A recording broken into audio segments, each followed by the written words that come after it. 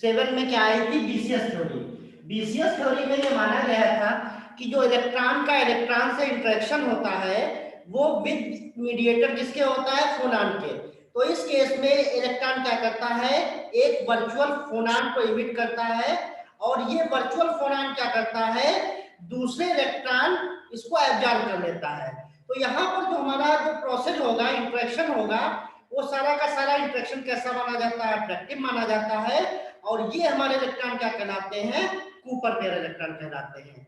Cooper pair electron का मतलब क्या हो जाएगा, दो इलेक्ट्रॉन है और इलेक्ट्रॉन फोनान इंटरेक्शन है। इलेक्ट्रॉन का इलेक्ट्रॉन से इंटरेक्शन ही है, लेकिन किसके थ्रू है, फोनान के थ्रू है। पहले इलेक्ट्रॉन किसका करेगा, फोनान को इमिट करेगा, और वो जो फोनान जो नया बनेगा वो दूसरे इलेक्ट्रॉन द्वारा एब्जॉर्ब कर लिया जाएगा। तो ये बीसीएस थ्योरी हो गई। इसी थ्योरी के आधार पर 1962 में बीडी जोसेफसन ने क्या बताया कि अगर हम कोई सुपर कंडक्टर है उसको हम दो पार्ट कर दें, तो जब हम सुपर कंडक्टर के दो पार्ट को अलग अलग करेंगे तो हमारा वो क्या हो जाएगा, इंसुलेटर बन जाएगा। देखिए जैसे अगर मान लीजिए हमारा पूरा सुपर कंडक्टर था, तो इसको हमने दो पार्ट कर दिया, तो दो पार्ट हमने किया, तो ये जो बीच में हमारा गैप है ये हमारा क्या हो जाएगा, इंसुलेटर की तरह बिहेव करेगा। तो जोसेफसन ने क्या बताया कि जब दोनों सुपर कंडक्टिंग की बीच की जो डिस्टेंस है बहुत कम होगी, तो इन दोनों के बीच में भी करंट फ्लो होगी। जैसे यहाँ पर हमने क्या किया, कोई सुपर कंडक्टर लिया और सुपर कंडक्टर को हमने दो पार्ट में कन्वर्ट काट दिया, और दोनों पार्ट को अगर हम करंट फ्लो करें तो क्या होगा, करंट जब बीच में हमारा पार्ट डिस्टेंस कर देंगे तो डिस्टेंस करने से हमारा क्या हो जाएगा, करंट बीच में गैप में फ्लो नहीं करेगी। लेकिन अगर बीच की डिस्टेंस बहुत कम होगी, नैनोमीटर की केस में होगी, उस समय बीच में भी करंट क्या हो जाएगी, गैप में भी करंट कैसे फ्लो करेगी, सुपर कंडक्टिंग वे की तरह फ्लो करेगी। यही इफेक्ट हमारा कहलाता है जोसेफसन इफेक्ट। जोसेफसन इफेक्ट क्या है, अगर किसी सुपर कंडक्टर को हम पीस कर दे, टू पार्ट में डिवाइड कर दे, और दोनों पार्ट को हम बहुत स्मॉल डिस्टेंस पर रखें, तो उनके बीच में जो गैप बनेगा, इंसुलेटिंग गैप, उसमें भी क्या करेगी, करंट फ्लो करेगी। This is called Josephson effect. Clear हो गया सबको? Yes sir. अब यहाँ पे जोसेफसन इफेक्ट को हम समझने के लिए कैसे करेंगे, देखो यहां से हम एक डायग्राम बनाने जा रहे हैं। पहले जैसे हमने ये क्या किया, ये हमने मान लो कोई सुपर कंडक्टर लिया और इसको हमने बैटरी से जोड़ दिया, और ये हमारा करंट को, ये हमारा क्या है, बैटरी है, और ये हमारा क्या है, एमीटर है। एमीटर हमारा क्या करेगा, करंट जितनी हम इसमें फ्लो करेंगे सुपर कंडक्टर में, वो हमारे करंट को मेजर करेगा। अब इसी को अगर हम यहां पर हम वोल्टमीटर लगा दें, ये हमने क्या किया, वोल्टमीटर लगा दिया, तो वोल्टमीटर यहां पर क्या करेगा, ये जो हमारा सुपर कंडक्टर था इसके जो दोनों सिरे हैं उसके अक्रॉस हमारा क्या करेगा, वोल्टेज ड्रॉप को मेजर करेगा। अब यहीं से अगर हमने क्या कर दिया, इसके दो पार्ट कर दिए, देखिए यहां से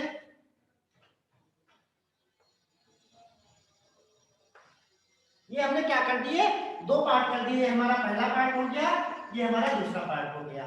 अब हम इसमें जब करंट फ्लो करते हैं, तो जब इन दोनों की डिस्टेंस 1 सेंटीमीटर के आसपास होती है, जो हमारे दोनों पार्ट थे दोनों की डिस्टेंस 1 सेंटीमीटर के आसपास है, तो यहां से जब हम करंट फ्लो करती है तो यहां पर हमारा क्या दिखाता है, ओपन सर्किट वोल्टेज दिखाता है। ओपन सर्किट वोल्टेज का मतलब क्या हो जाएगा, यहां से पार्ट हमारा क्या हो गया, ब्रेक कर गया, तो यहाँ पर हमारा कितना वोल्टेज दिखाएगा, ओपन सर्किट वोल्टेज दिखाएगा। जितना हम वोल्टेज लगा रहे थे यहाँ पर क्या हो जाएगा, उतना ही वोल्टेज आ जाएगा। इसके पास वोल्टेज ड्रॉप क्या हो जाएगा, हमारा ओपन सर्किट वोल्टेज हो जाएगा।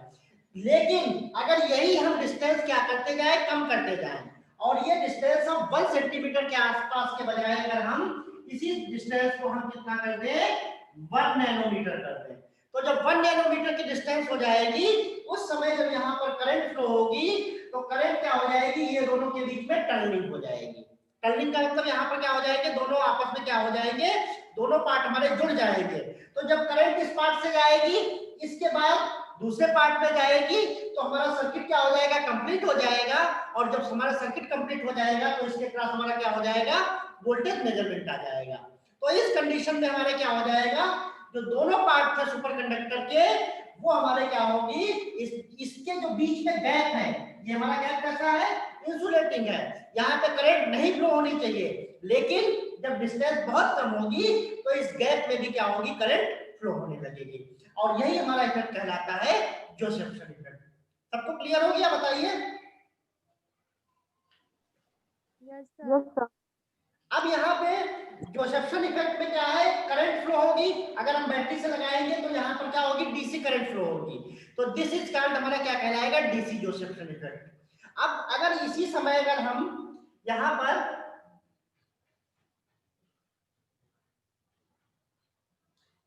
ये जो हमारी करंट फ्लो हो रही है, तो यहाँ पर जब करंट फ्लो होगी तो यहाँ पर हमारा वोल्टेज मेजरमेंट आएगा।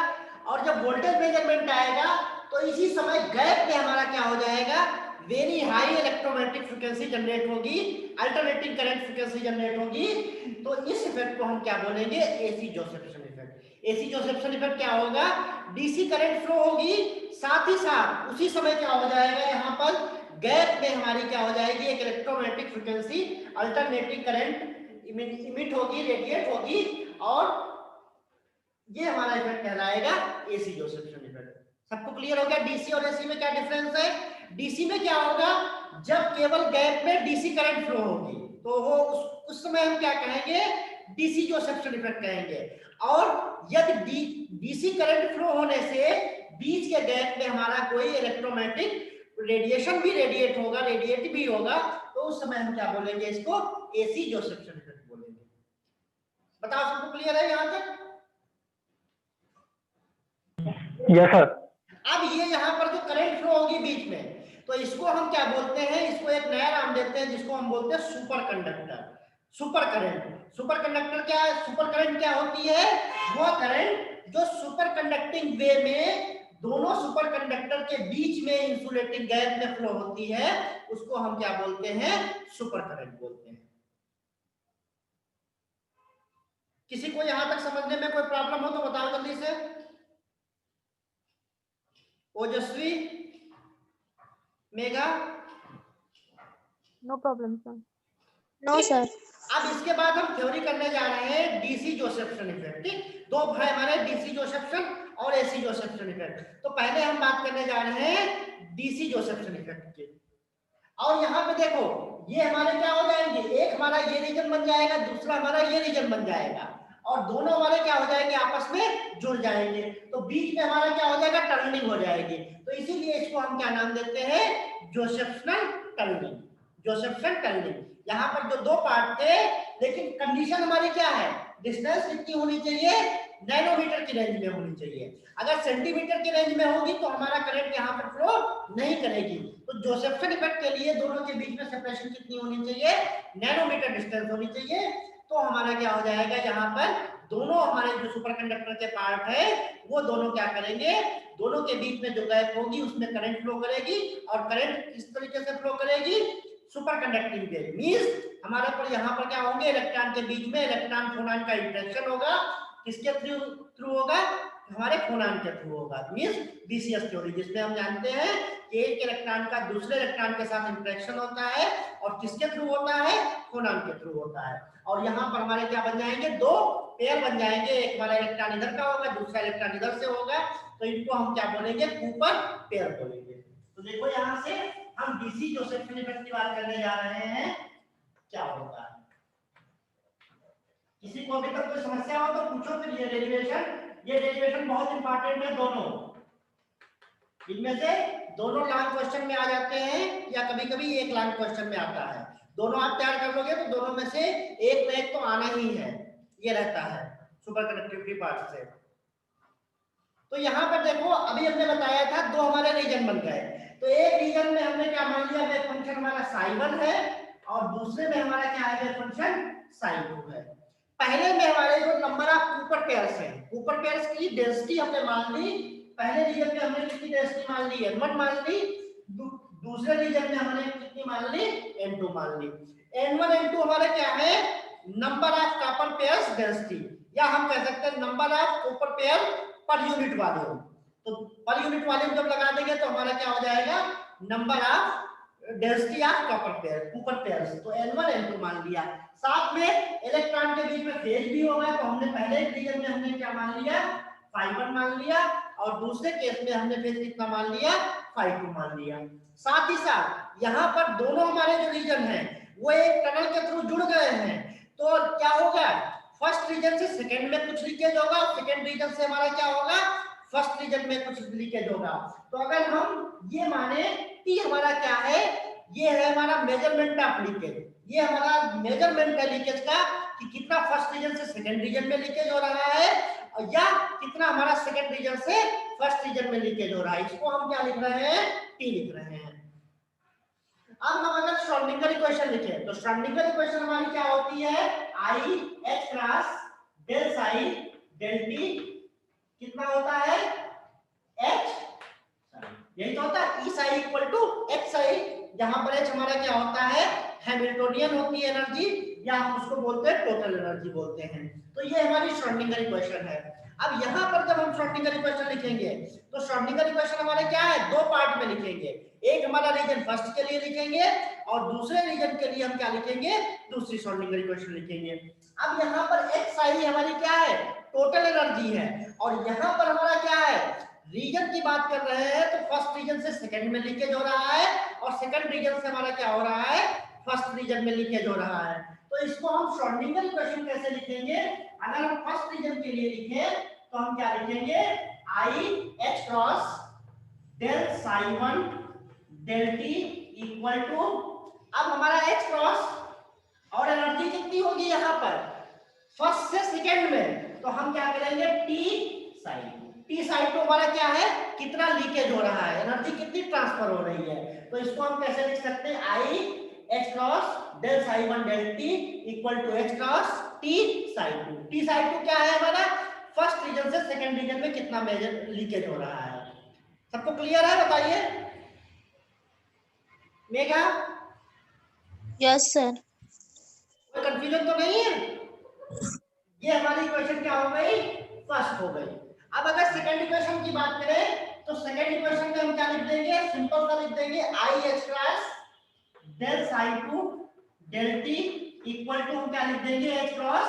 अब हमारा सेकंड की जब बात करेंगे तो लीकेज कहां होगा, सेकंड से फर्स्ट में होगा, ये थोड़ा सा बोर्ड सही कर देते हैं, तो यहां से सेकंड से फर्स्ट में होगा, तो एच क्रॉस टी हमारा क्या हो जाएगा, साई 1 हो जाएगा। और यहां पर हमारा ये हमारा क्या, एच क्रॉस टी क्या रिप्रेजेंट कर रहा है कि दोनों के बीच में कितनी कपलिंग हो रही है। ये हमारा क्या हो गया, सेकंड इक्वेशन हो गई। इक्वेशन लिखने में किसी को कोई प्रॉब्लम तो नहीं है, हमने जो श्रोडिंगर इक्वेशन है उसी पैटर्न पे श्रोडिंगर इक्वेशन को लिख दिया है। बोलो, बता बेटा। अंचल, चेतना? नो सर, कोई प्रॉब्लम नहीं। हाँ, अब हमें क्या करना है, अब हमें इस इक्वेशन को सॉल्व करना है। तो हम साई 1 क्या मानेंगे, साई 1 जो वेव फंक्शन होगा, जो हमारा पहला रीजन है उसमें हमारे क्या है, कूपर पेयर है, तो कूपर पेयर की डेंसिटी होगी, साथ में उनका फेज होगा। तो फाई 1 को हम कैसे मान सकते हैं, फाई 1 को हम मानेंगे phi 1 equal to under root n1 exponential I theta.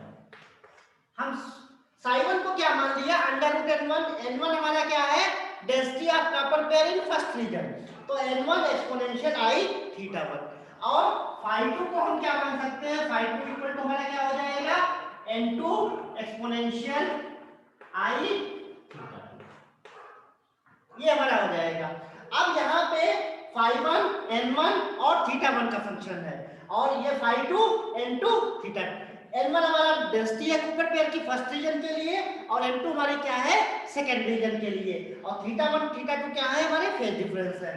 तो अब यहां से देखते हैं, पहली इक्वेशन की बात करते हैं। दोनों इक्वेशन का नेचर हमारा लगभग सेम है, बस यहाँ पर देखो साई 1 है, यहाँ पे साई 2 है, और यहाँ से साई 2 है, यहाँ पे साई 1 है। तो पहली इक्वेशन को हम सॉल्व करते हैं। पहली इक्वेशन में देखो, यहाँ से h1 हमारा कैंसिल हो जाएगा, ये आई हो जाएगा, और आई को अगर इधर ले जाए तो हम क्या लिख सकते हैं, del psi 1 upon del T equal to हम क्या लिखेंगे 1 अपान आई टी, ऐसे तो लिख सकते हैं। 1 अपान आई है, और 1 अपान आई को अगर हम क्या लिखें -1 इंटू -1, तो -1 इंटू -1 हम क्या लिख सकते हैं, +1 लिख सकते हैं, और -1 को हम क्या लिखते हैं आई स्क्वायर लिख सकते हैं। तो आई स्क्वायर यहाँ पे आ जाएगा और एक आई कैंसिल हो जाएगा, तो इसको हम कैसे लिख सकते हैं -आई टी। देखो यहां से इसको हमने क्या किया, -1 इंटू -1 कर दिया, +1 था, और -1 को हम क्या लिख देंगे आई स्क्वायर लिख देंगे, या आप आई से यहाँ पे मल्टीप्लाई कर दो और ऊपर मल्टीप्लाई कर दो, तो आई स्क्वायर क्या हो जाएगा -1 हो जाएगा, तो यहाँ से क्या आ जाएगा -i आ जाएगा। अब हमें क्या चाहिए, डेल साई 1 डेल 2 की वैल्यू चाहिए, और साई 2 की वैल्यू हमें मालूम है, तो पहली क्वेश्चन में हम क्या करेंगे, del psi 1 del T calculate करेंगे टाइम के साथ में। अब यहाँ पे हमारा क्या है, ये दो है फंक्शन, एक n1 है और दूसरा हमारा क्या है θ1 है, तो हम जैसे हम डिफरेंशिएशन करते थे प्रोडक्ट ऑफ टू फंक्शन का, वैसे यहाँ पर हम क्या करेंगे डिफरेंशिएट करेंगे, और डिफरेंशिएट करने के लिए देखो n1 की पावर कितनी है 1/2 है, तो जब n1 को हम t के रिस्पेक्ट में करेंगे तो हमारा कितना हो जाएगा, पावर हमारी कितनी आ जाएगी, मल्टीप्लाई में 1/2 आ जाएगा, और इनटू क्या हो जाएगा n1 power 1/2 -1, x power n का क्या होता है n, x पावर n -1, तो ये पावर हमारी मल्टीप्लाई हो गई, n1 पावर 1/2 -1 इनटू क्या होगा, हमने किसके रिस्पेक्ट में डिफरेंशिएट किया है, डेल n1 डेल t, ये हमारा फर्स्ट टर्म हो गया, और इसको हम कैसे लिखेंगे, ऐसे लिखेंगे एक्सपोनेंशियल i थीटा प्लस, अब हम क्या करेंगे अंडर रूट n1 को ऐसे लिखेंगे और इसको डिफरेंशिएट कर देंगे, तो इसको जब डिफरेंशिएट करेंगे तो हमारा क्या हो जाएगा, t के रेस्पेक्ट में डिफरेंशिएट करेंगे तो कितना हो जाएगा, यहां से i आ जाएगा, और क्या आ जाएगा एक्सपोनेंशियल i θ1, और θ1 को θ1 के रेस्पेक्ट में करेंगे कितना होगा 1 होगा, और इनटू कितना हो जाएगा यहां से डेल θ1, देखो यहां से दिख रहा है सबको, नीचे वाला नहीं दिख रहा है सर, अब दिखा, कॉर्नर से। अब दिखा, देखो अब दिखा, यस सर। तो ये हमने सिंपल सा इसको डिफरेंशिएट कर दिया। अब इसके बाद देखिए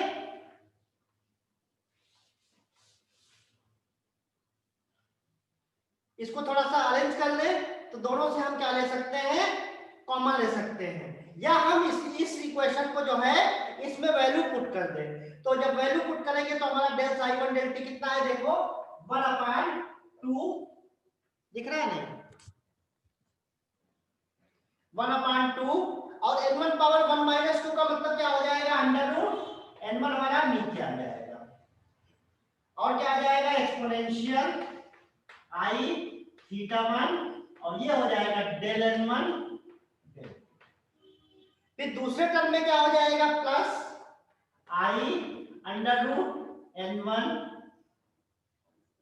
exponential i θ1 del θ1 del, equal to किसके हो जाएगा, ये यहां से था -i, तो -i t, और ये साई 2, और साई 2 हमने कितना माना था under root n2 exponential i, ये देखो ये हमारी इक्वेशन आ जाएगी जब हम इक्वेशन 1 को सॉल्व करेंगे by putting the value of wave function psi 1। यहां तक तो किसी को कोई प्रॉब्लम नहीं,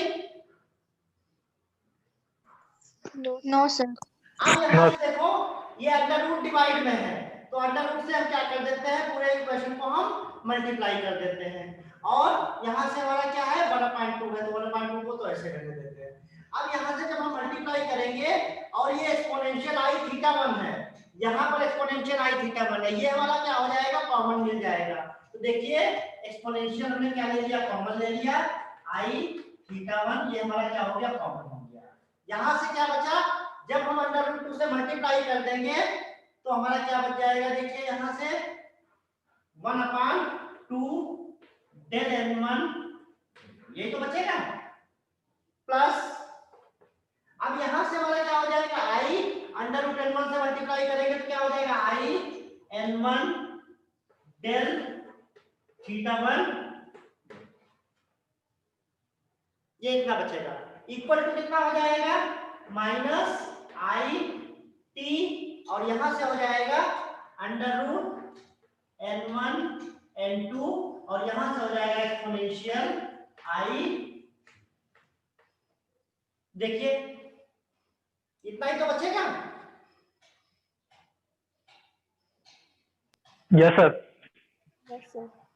अब इसके बाद इसको अगर हम इधर ले जाएं तो ये वाला क्या हो जाएगा, डिवाइड में चला जाएगा, तो क्या मिलेगा 1/2 del n1 del T plus I n1 del theta 1 del T equal to, और ये हो जाएगा minus I T under root n1 n2, और यहां से जब ये डिवाइड में करेंगे तो थीटा 2 माइनस थीटा 1,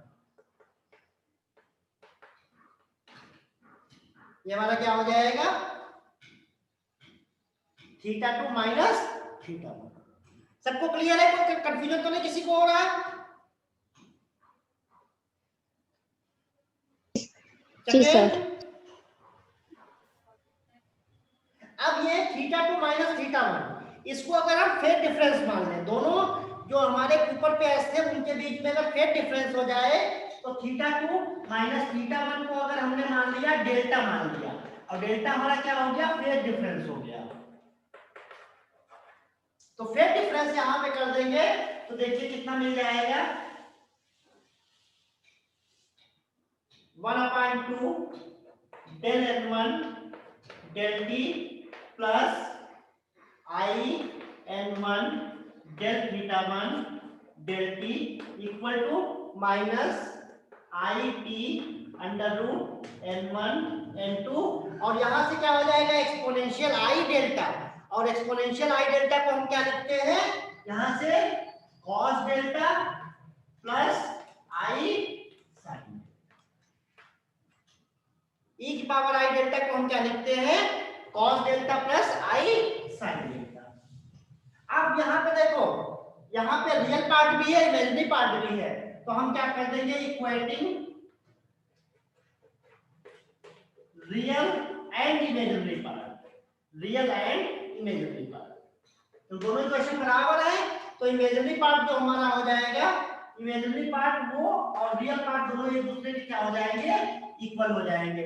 तो यहां से देखिए अब यहां से रियल पार्ट कितना मिलेगा, रियल पार्ट की जब बात करेंगे तो 1/, ये हमारा रियल है, तो कितना रियल हो जाएगा 1/2 डेल n1 डेल टी, ये हमारा क्या है रियल पार्ट है, और रियल पार्ट यहां से जब करोगे i और i स्क्वायर क्या हो जाएगा -1 होगा, और माइनस माइनस मिलकर प्लस हो जाएगा, तो कितना मिल जाएगा देखिए equal to T under root n1 n2 sine, ये हमारा क्या हो जाएगा जब हम रियल पार्ट को इक्वल करेंगे, और यहां से इसको लिख सकते हैं del n1 upon del T equal to 2t under root n1 n2 sine, ये हमारा क्या हो जाएगा, ये फर्स्ट रीजन के लिए कूपर डेंसिटी का variation del n1 upon del T equal to 2t under root n1 n2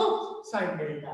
इसी प्रकार से जब हम इमेजिनरी पार्ट को करेंगे तो इमेजिनरी पार्ट को करेंगे तो इमेजिनरी पार्ट में देखिए कितना मिल जाएगा, यहीं पे लिख देते हैं बीच में,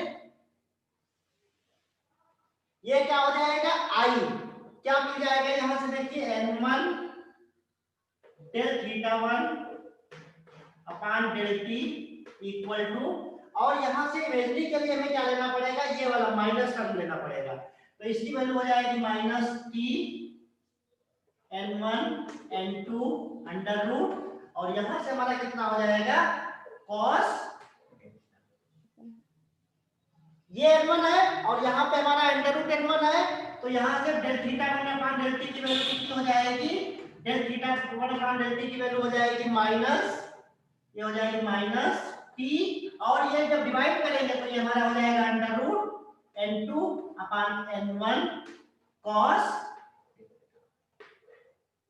ये इक्वेशन हमारी ए हो गई और ये इक्वेशन हमारी क्या हो गई, बी हो गई। ये हमने क्या किया, फर्स्ट रीजन के लिए जो कूपर पेयर बने थे उनका रेट ऑफ वेरिएशन और यहां से फेज डिफरेंस का वेरिएशन, ये हमने किसके लिए कैलकुलेट किया, फर्स्ट रीजन के लिए।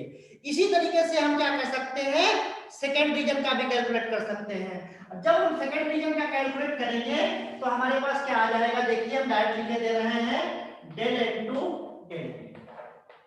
इसकी जो वैल्यू आएगी del n two upon del T की वैल्यू, ये वैल्यू आ जाएगी यहां से माइनस आएगा यहाँ पे -2t under root n1 n2 sine theta. इसको सॉल्व कर सकते हैं और यहां से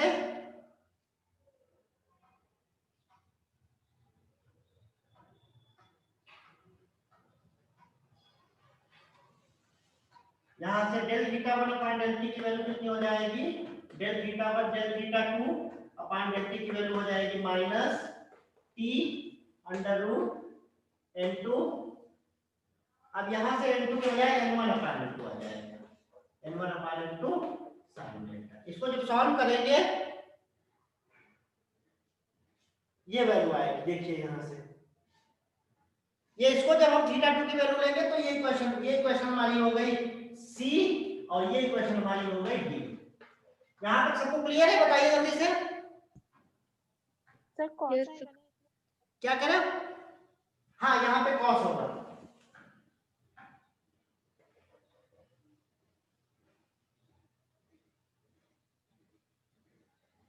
सबको क्लियर है। सर वो निगेटिव का कुछ इफेक्ट डेल n2 के लिए ये नेगेटिव, इक्वेशन इसको सॉल्व करेंगे तो यहाँ पे निगेटिव आएगा और इसमें निगेटिव आएगा। अब ये हमारी चारों इक्वेशन को देखेंगे। अगर हम आइडियल सुपरकंडक्टर की बात करें तो आइडियल सुपरकंडक्टर में जब हम दोनों के पार्ट करेंगे तो जितने कूपर पेयर एक पार्ट में बनेंगे उतने हमारे सेकंड पार्ट में बनेंगे। तो हम अप्रोक्सीमेशन में मान सकते हैं जो हमारा आइडियल सुपरकंडक्टर है उस केस के लिए हमारा, देखो 10 मिनट बचा है, ये मैसेज आने लगा, तो यहां से हमारा क्या बचेगा, n1 इज अप्रोक्सीमेटली इक्वल तुम्हारा क्या हो जाएगा, n2 के हो जाएगा। ये हम किसकी बात कर रहे हैं, जब हमारा आइडियल सुपरकंडक्टर है। और जब n1 का मान n2 के बराबर हो जाएगा तो इक्वेशन डी और equation B, n1 upon n2 है और यहां से n2 अपॉन n1 है, बाकी दोनों का सेम है।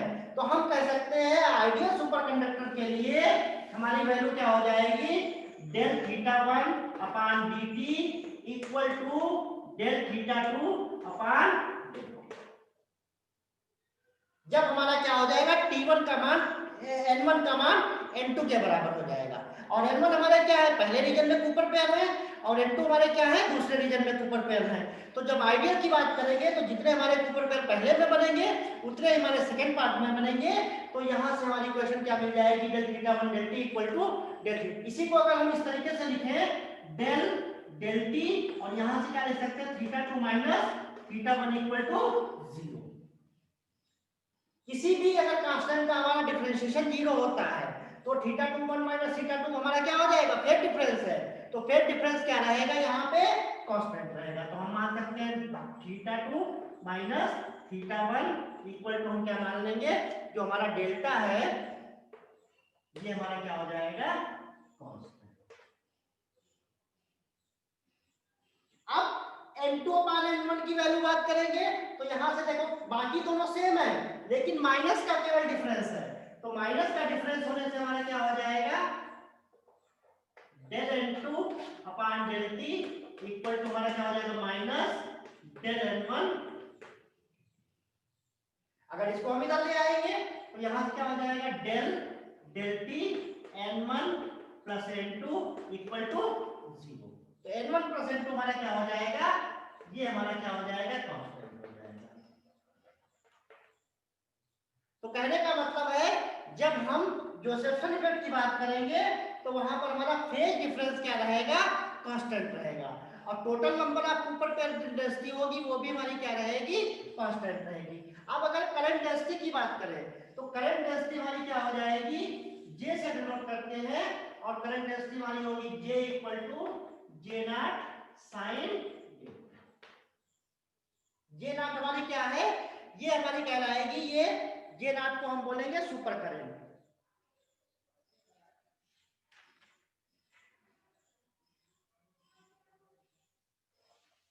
और जे नॉट को हम क्या बोलेंगे, सुपर करंट बोलेंगे। और जे नॉट हमारा क्या बताएगा, जे नॉट हमारा बताएगा ये प्रोपोर्शनल होगा टी के, टी का मतलब लीकेज के, और ये क्या होगी, जीरो वोल्टेज करंट होगी। And this is zero voltage current.